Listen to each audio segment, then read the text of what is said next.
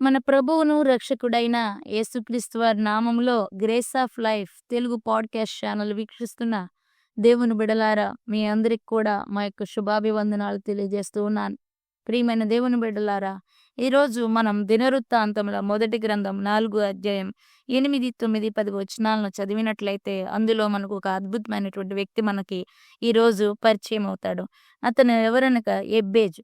ఎబ్బేజు తన సహోదరులందరికంటే ఘనము పొందినవాడై ఉండెను. వేదన పడి ఇతన్ని కంటినని అతని తల్లి అతనికి ఎబ్బేజు అని పేరు పెట్టెను. ఎబ్బేజు ఇజ్రాయేలీయుల దేవుని గూర్చి మొరపెట్టి, నీవు నన్ను నిశ్చయముగా ఆశీర్వదించి నా సరిహద్దును విశాలపరిచి నీ చేయి నాకు తోడుగా దయచేసి నాకు కీడు రాకుండా దానిలో నుండి నన్ను తప్పించుము అని ప్రార్థింపగా, దేవుడు అతడు మనవి చేసిన దానిని అతనికి దయచేసెను. ప్రియమైనటువంటి దేవుని బిడ్డలారా, చూసారా? మరి ఎబ్బేజు అనగా వేదన అని అర్థం. మరి తనను వేదన పడి తన తల్లి కందంట. అందుకని వేదన అని పేరు పెట్టిందంట ప్రియులారా. వేదన పడి కందంట. తన తల్లి తనను కని వేదన పడి కన్నప్పుడు మరి శ్రమ పడినట్టుగా మరి తన బిడ్డకి వేదన అని పేరు పెట్టింది. అయితే ఆ పేరు పెట్టడాన్ని బట్టి మరి తను ఎంత నింద పొందాడో ఏమైందో నాకైతే తెలియదు గానీ, ఈ దినవృత్తాంతముల గ్రంథంలో వంశావళి మొత్తం రాయబడి ఉండగా ఇతని ప్రార్థన ఒక్కటే మరి పరిశుద్ధాత్మ దేవుడు 4 అధ్యాయం 9, 10 వచనాల్లో మెన్షన్ చేశాడు. ఈయన చేసినటువంటి ప్రార్థన ఏంటంటే, ఎబ్బేజు ఇశ్రాయేలు దేవుని గూర్చి మొరపెట్టి ఏమంటున్నాడంటే, నీవు నిశ్చయముగా నన్ను ఆశీర్వదించు. ఏమంటున్నాడు వింటే దేవుని బిడ్డలారా, ఎబ్బేజు చేస్తున్న ప్రార్థనలో మొదటి, ఇజ్రాయేల్ దేవుడవైన యెహోవా, సైన్యములకు అధిపతి అయిన యెహోవా, నీవు నన్ను నిశ్చయముగా ఆశీర్వదించగలిగినటువంటి వాడువు. నీవు ఆశీర్వదించడానికి సమర్థుడవు. నిజమే, నేను శాపంగా ఉండుండొచ్చు నా తల్లికి, లేదా నా తల్లి నా వల్ల వేదన పడి ఉండొచ్చు, నా తల్లి నన్ను బట్టి కొద్దిగా ఇబ్బంది పడి ఉండొచ్చు. కానీ ప్రజలేమన్నా, పరిస్థితులేమన్నా, నీవు నన్ను నిశ్చయముగా ఆశీర్వదించు. నా తల్లి నాకు వేదనని పేరు పెట్టింది గాని, ఇజ్రాయేల్ దేవుడవైన యెహోవా, నీవు నన్ను ఆశీర్వదించి నా వేదనను దీవెనగా మార్చు ప్రభువా. అనేకులకు దీవెనకరమైన పాత్రగా నన్ను లేపు ప్రభువా అని మరి ప్రార్థన చేశాడు. నిశ్చయముగా ఆశీర్వదించమన్నాడు. తర్వాత ఏమన్నాడంటే, నా సరిహద్దులు ఏవైతే ఉన్నాయో వాటిని విశాలపరచమన్నాడు. అవును, నిజమే దేవుని బిడ్డలారా. మన తల్లిదండ్రులు మన కన్నప్పుడు మన వల్ల వాళ్ళకి ఉపయోగం లేకపోయినా, దేవుడు మనల్ని కన్నప్పుడు, యేసుక్రీస్తు ప్రభువారు తన రక్తం ద్వారా నిన్ను కన్నప్పుడు నీ పరిస్థితిని ఆయన మారుస్తాడు. ఎలా మారుస్తాడు? నిశ్చయంగా ఎబ్బేజులాగా నిన్ను కూడా ఆశీర్వదిస్తాడు. అంచెలంచెలుగా ఆశీర్వదిస్తాడు. తర్వాత నీకున్నటువంటి సరిహద్దులు విశాలపరుస్తాడు. నీ సరిహద్దులు విశాలపరచడమే కాదు, కీడు రాకుండా ఆయన ఏం చేస్తాడంటే, మరి ఆ కీడులో నుంచి నిన్ను తప్పిస్తాడు. అలాగే దేవుని యొక్క చెయ్యి నీకు తోడుగా ఉంచుతాడు. మరి ఎబ్బేజు ఏదైతే ప్రార్థన చేశాడో, ఏదైతే దేవుణ్ణి అడిగాడో అదంతా కూడా ఎబ్బేజుకి మరి ఆ దేవుడు దయచేసినట్లుగా మనం చూస్తా ఉన్నాం. నిజమే, ఆనాడు మరి ఎబ్బేజుకు దయచేసిన దేవుడు అబ్రహాము మరి వాగ్దానాన్ని బట్టి యేసుక్రీస్తు రక్తం ద్వారా ఈరోజు మనకు కూడా దేవుడు ఇచ్చే దేవుడై ఉన్నాడు ప్రియులా. నిశ్చయంగా దేవుడు నిన్నేం చేస్తాడు? ప్రతి విషయంలో ఆశీర్వదిస్తాడు. నన్ను ఆశీర్వదించేవాళ్ళు లేరు, నాకు ఆశీర్వాదం లేదు, నేను ఎక్కడికి వెళ్ళినా నష్టమే నాకు కలుగుతుంది, నేను ఎక్కడికి వెళ్ళినా నేను శ్రమే పడుతున్నాను, నిందే నాకు వస్తుంది, నాకు అంత ఇబ్బంది కలుగుతుంది, నేను మరి క్షేమంగా లేను అని అనుకోవద్దు. ఎబ్బేజులాగా దేవుని దగ్గరకు వచ్చినప్పుడు ఖచ్చితంగా దేవుడు నిన్ను ఏం చేస్తాడంటే ఆశీర్వదించి వేదన గుండా వెళుతున్నటువంటి ఎబ్బేజును దీవెన గుండా నడిచేటట్లు చేసింది ఎబ్బేజు ప్రార్థన. అయ్యో, నేను నష్టజాతకుడినంట, అయ్యో నేను శపితబడిన వాడినంట, అయ్యో నన్ను కన్నప్పుడు నా తల్లి ఎంతో బాధపడిందంట అంటూ డిప్రెషన్లో లేడు ప్రియులారా ఎబ్బేజు. డిప్రెషన్లో లేడు. కానీ ఎబ్బేజు ఏం చేశాడో తెలుసా? తన జీవితాన్ని ప్రభువైన యేసుక్రీస్తు, ప్రభువైన సైన్యములకు అధిపతి అయిన యెహోవా దగ్గర తన జీవితాన్ని పెట్టాడు ప్రియులా. ప్రభువా, ఇంతకుముందు నా జీవితం ఇలా ఉంది, కానీ నేను నిన్ను ఆశ్రయిస్తున్నాను గనక నా జీవితం ఇలా ఉండటానికి వీల్లేదు. నా జీవితం మారిపోవాలి ప్రభువా అని మరి అడిగినట్లుగా మనం చూస్తాం. మరి అలా అడిగినప్పుడు దేవుడు కూడా తనకి ఏం చేశాడంటే దయచేసాడు. నిజమే. ఈరోజు అందుకే ద్వితీయోపదేశకాండం 3:8 వచనాలు చూస్తే ఏమని ఉంటదో తెలుసా? నువ్వు పట్టణంలో దీవించబడతావు, పొలంలో దీవించబడతావు, నీకున్న సమస్తము కూడా దీవించబడతాయి.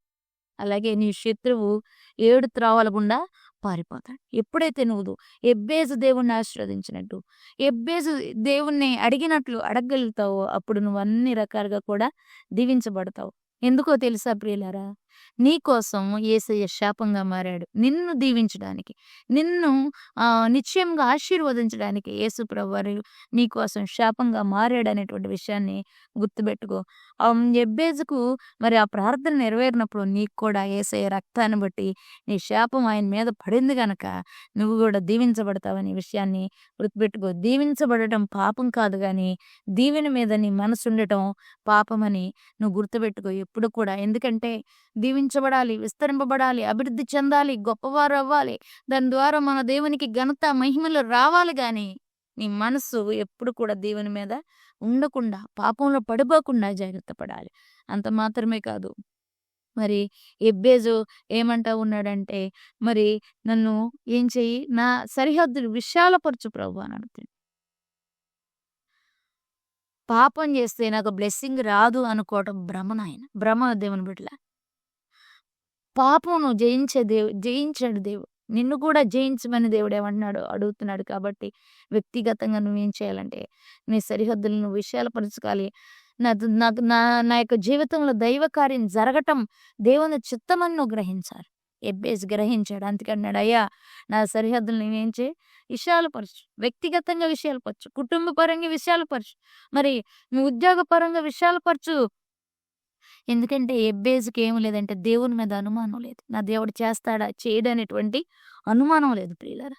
సంకుచితమైన స్వభావం లేదు ఎబ్బేజుకి. విశాల దర్శనం, దేవుని మీద విశాలమైన హృదయము, దర్శనం కలిగిన వాడు ఎబ్బేజు. అందుకే నా సరిహద్దులు విశాలపరచగలిగిన దేవుడు అని మరి ఎబ్బేజు అడుగుతా ఉన్నాడు.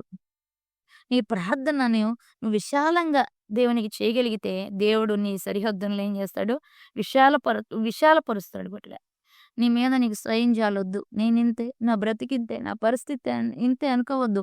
ఎందుకంటే సైన్యములకు అధిపతి అయిన యెహోవాను నువ్వు చేరాలంటే యేసయ్య రక్తం ద్వారా చేరగలవు గనుక నువ్వు అడిగితే ఆయన ఏం చేస్తాడంటే నిన్ను ఆశీర్వదిస్తాడు. అలాగే ఆయన చెయ్యి నీకు ఎప్పుడు కూడా తోడుగా ఉంచుతాడు. మరి ఎన్నో సార్లు అందుకే యెహోవా దక్షిణ హస్తం బలముంది, శత్రువును హతమార్చును అని అంటది. అందుకే భక్తుడు అంటాడు, నీ దక్షిణ హస్తమును నాకు చూపితివి. ఎప్పుడైనా నా శత్రువులు మింగి వేస్తా ఉన్నప్పుడు యెహోవా హస్తం శత్రువులను గడ్డలతో మొత్తింది అంటాడు సమూయేలు గ్రంథంలో. చూసారా? మరి దేవుని హస్తం, దేవుని కృప మనకు తోడుగా ఉంటే మరి శత్రువుని దేవుడు ఏం చేస్తాడంటే హతమారుస్తాడు. ఎప్పుడు కూడా నీ చెయ్యి మరి తోడుగా ఉంచే దేవుడు, విడవని దేవుడుగా మరి దేవుడు ఉంటా ఉన్నాడు. మరి దేవుడు అంత మాత్రమే కాదు, దేవుడు తన హస్తాన్ని నీకు తన బాహువుని నీ వైపు చాపినప్పుడు నువ్వు బలం పొందుకుంటావు. దేవుని బిడ్డలారా, బలం పొందుకోవటం మాత్రమే కాదు, మరి ఆయన కీడు రాకుండా, కీడు నుండి, ఇబ్బందుల నుండి కూడా నిన్నేం చేస్తాడు, తప్పిస్తాడు. ఆయన హస్తం తోడుగా ఉండి ఏదన్నా కీడు వచ్చినప్పుడు నువ్వు తప్పించబడతావు. అందుకే భక్తుడు అంటాడు, దేవుని హస్తం క్రిందకు నీవు వస్తే, ఆయన చేతి క్రింద దీన మనస్కులై ఉంటే దేవుడు నిన్ను హెచ్చించబోతావన్నాడు. ఆయన చెయ్యి, ఆయన హస్తం నీకు తోడుంటే ఆయన ఏం చేస్తాడు, నిన్ను హెచ్చిస్తాడు, కీడు నుండి తప్పిస్తాడు. ముఖ్యంగా మన జీవితాల్లో కీడేంటి ఏంటంటే శత్రువు మన మీద పొంచి ఉండటం. దేవుని బిడ్డలారా, ఆ శత్రువు మన మీద పొంచి ఉండకుండా, ఆ కీడు నుండి, ఆ శ్రమ నుండి యేసయ్య రక్త ప్రోక్షణ మనల్ని ఏం చేస్తుంది, కాపాడుతుంది. కాబట్టి ఎబ్బేజు ఆ రోజు వేదనలో ఉండి, మరి శ్రమలో ఉండి, తన తల్లి పెట్టిన పేరులోనే తను బ్రతకాలనుకోలేదు గాని, సైన్యములకు అధిపతి అయిన యెహోవా దగ్గరకొచ్చి తన పేరును దీవెనగా మార్చుకున్నాడు బిడ్డ. దేవుడు కూడా తను అడిగిన ప్రార్థన అంగీకరించాడు. నిజంగా యథార్థంగా ఇదిగో నువ్వు చేయగలిగిన ప్రార్థన నిజాయితీగా, నీతిగా, దేవుని హృదయం ఎరిగి నువ్వు చేయగలిగితే ఖచ్చితంగా దేవుడు ఎబ్బేజుని ఆశీర్వదించినట్లుగా ఈరోజు నిన్ను కూడా ఆశీర్వదిస్తాడు. కాబట్టి అడుగు, ప్రభుని నిశ్చయంగా నన్ను ఆశీర్వదించు ప్రభువా, నా సరిహద్దులు విశాలపరచు ప్రభువా, నీ హస్తం నాకు తోడు చేయి ప్రభువా, ఏ కీడు రాకుండా నన్ను కాపాడయ్యా అని నువ్వు అడగగలిగితే అబ్రహాం నుంచి యేసయ్య రక్తం ద్వారా ప్రతి ఆశీర్వాదం కూడా దేవుడు నీకు అనుగ్రహిస్తాడు. నీకు తక్కువ చేయుడు బిడ్డలారా. మరి అట్లాంటి కృపను నువ్వు పొందుకోవాలని, మరి అట్లాంటి బలాన్ని నువ్వు పొందుకోవాలని నీవున్న వేదనలో, నీవున్న నష్టంలో, నీవున్న శాపంలో నీవు ఉండకూడదని, ఎబ్బేజులాగా బయటకొచ్చి ఆశీర్వాదానికి వారసుడు కావాలని మరి ఈ యొక్క సమయమందు ఈ మాటలు తెలియజేయడానికి నేను ఎంతగానో ఇష్టపడుతూ ఉన్నాను. కాబట్టి దేవుని కృప మనందరికి కూడా తోడై మనల్ని నడిపించును గాక. ఆమేన్. God bless you.